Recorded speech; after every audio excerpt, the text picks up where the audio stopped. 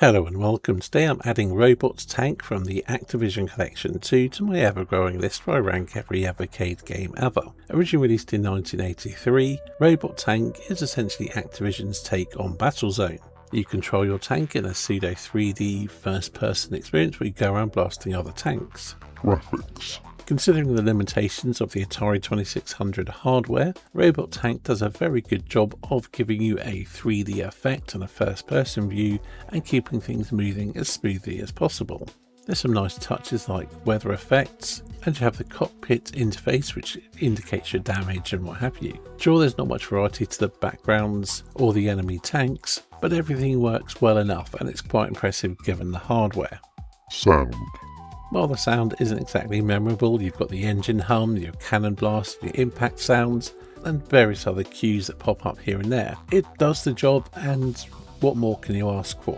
Gameplay. You're controlling your robot's tank from a first-person view, and you have to defeat waves of enemy tanks by shooting them before they shoot or ram into you. Each day has a quota of enemies to destroy, and as you go through the days and time you'll get different weather effects and visuals. The game runs smoothly and looks the part, and has a damage model which is quite interesting.